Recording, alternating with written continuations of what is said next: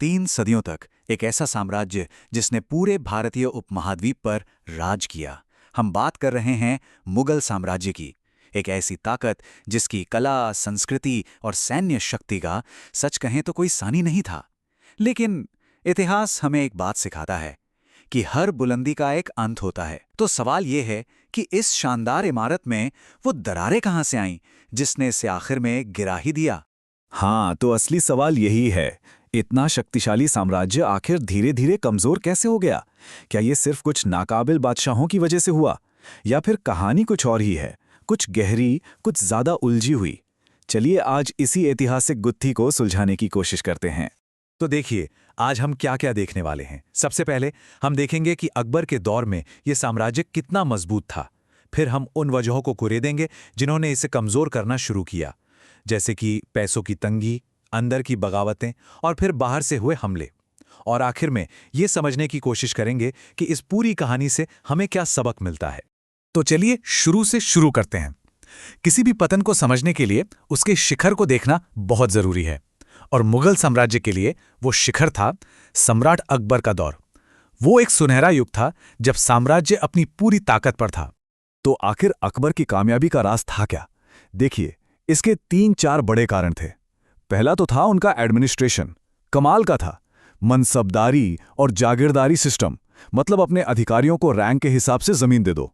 इससे वो वफादार भी रहते थे और सेना भी मेंटेन करते थे। दूसरा, उनकी टैक्स पॉलिसी, जिसे जब्त सिस्टम कहते हैं।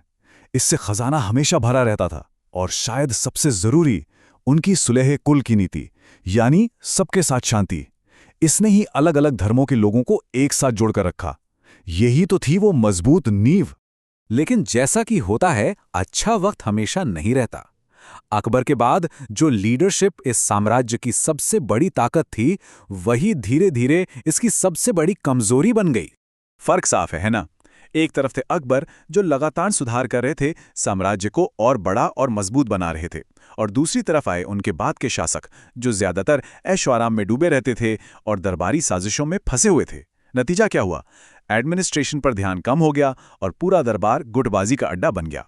और ये गिरावट सिर्फ बादशाहों तक ही नहीं रुकी। वो अमीर, वो सरदार जो कभी इस साम्राज्य की रीढ़ की हड्डी माने जाते थे, वो भी अब अपनी जंग लड़ने की हिम्मत और शासन चलाने की काबिलियत खो बैठे थे। जैसा कि उस दौर के एक लेखक ने कहा भी है कि वो लोग पूरी तरह से लाचार और दूसरों पर निर्भर हो चुके थे। हैरानी की बात है कि खुद औरंगजेब, जो इतने ताकतवर लेकिन साथ ही इतने विवादित बादशाह थे, वो भी अपने आखिरी दिनों में इस पतन को महसूस कर सकते थे। उन्होंने अपने बेटों को जो खत लिखे, उनमें ये दर्द साफ झलकता है। जैसे वो कह रहे हों, मैं अकेला आया था और एक अजनबी की तरह जा रहा हूं। इससे पता चलता है कि उन्हें अपने राज के बोझ का कितना एहसास था। तो एक तरफ तो लीडरशिप कमजोर हो रही थी, और दूसरी तरफ साम्राज्य की आर्थिक बुनियाद, उसकी जड़ें भी खोखली होती जा रही थीं। चलिए जरा इस जागीरदारी और कृषि संकट को ठीक से समझते हैं। देखिए, अकबर का बनाया हुआ सिस्टम बहुत ही सीधा और असरदार था। एक अधिकारी है, उसे एक रैंक दी, और उस रैंक के बदले में उसे जमीन का एक टुकड़ा दे दिया, जिसे जागीर कहते थे। अब वो अधिकारी उस जागीर से टैक्स वसूलता, उसी से अपनी सेना रखता, और वही सेना बादशाह की असली ताकत बनती थी। सिंपल है ना? पर औरंगजेब के दौर तक आते आते इस सिस्टम में गड़बड़ शुरू हो गई। हुआ ये कि दक्कन की लंबी लड़ाइयों के बाद अधिकारियों की संख्या तो बहुत बढ़ गई, लेकिन उन्हें देने के लिए जागीरें यानी जमीन कम पड़ गईं। तो अब शुरू हुई अच्छी जागीरों के लिए मारामारी। अधिकारियों को भी पता था कि जागीरें ज्यादा दिन उनके पास नहीं रहेंगी, तो वो कम से कम समय में किसानों से ज्यादा टैक्स निचोड़ने लगे। इसका नतीजा, किसान तबाह हो गए और पूरा का पूरा सिस्टम ही हिल गया। जाने माने इतिहासकार इरफान हबीब इसी को कृषि संकट कहते हैं। उनका सीधा साधा तर्क है कि मुगल सरकार की ज्यादा से ज्यादा टैक्स वसूलने की नीति ने ही खेती किसानी को बर्बाद कर दिया।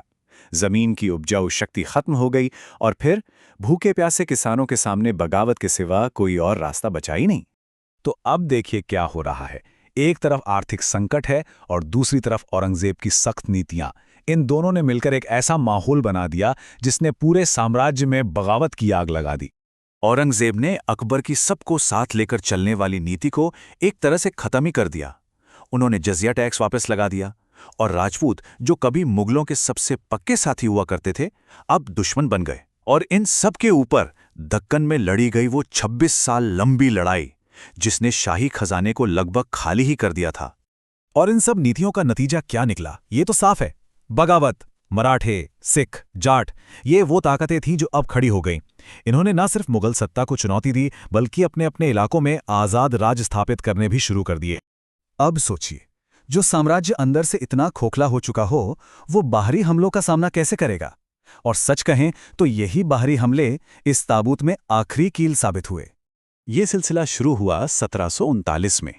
ईरान से आए नादिर शाह ने दिल्ली को लूटा, और ऐसी बर्बरता से लूटा कि मुगलों की रही सही इज्जत भी मिट्टी में मिल गई।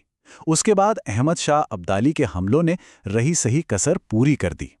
और फिर आया साल 1764, बक्सर की लड़ाई, जहां एक बिल्कुल नई ताकत सामने आई, ब्रिटिश ईस्ट इंडिया कंपनी, और उन्होंने मुगल बादशाह को ही शिकस्त दी। बक्सर की लड़ाई का नतीजा सिर्फ एक हार नहीं थी, ये एक युग का अंत था। वो मुगल बादशाह जो कभी पूरे हिंदुस्तान का शहंशाह कहलाता था, अब वो अंग्रेजों की पेंशन पर जीने वाला एक नाम मात्र का राजा रह गया था। मुगल सत्ता असल में यहीं खत्म हो गई। तो इस पूरी कहानी को देखने के बाद हम क्या कह सकते हैं? सच तो यह है कि मुगल साम्राज्य का पतन किसी एक वजह से नहीं हुआ। ये तो कई सारी समस्याओं का एक उलझा हुआ जाल था, जिसने इसे धीरे धीरे गिरा दिया। अगर हम इसे संक्षेप में देखें तो कमजोर बादशाह और बिगड़े हुए अमीर, खाली होता खजाना और तबाह होते किसान, औरंगजेब की नीतियां जिसने लोगों को बांटा, मराठों जैसी नई ताकतों का उठना, और फिर नादिर शाह और अंग्रेजों जैसे बाहरी हमले, इन सब ने मिलकर उस महान साम्राज्य को ढहा दिया। ये कोई एक अंग का फेल होना नहीं था, बल्कि पूरा शरीर ही जवाब दे गया था। और जाते जाते एक सवाल जो शायद आज भी उतना ही मायने रखता है, क्या मजबूत लीडरशिप, एक ठीक-ठाक चलती अर्थव्यवस्था और समाज में आपसी एकता की कमी आज भी दुनिया की किसी भी बड़ी से बड़ी ताकत को कमजोर कर सकती है? इतिहास तो शायद यही इशारा करता है।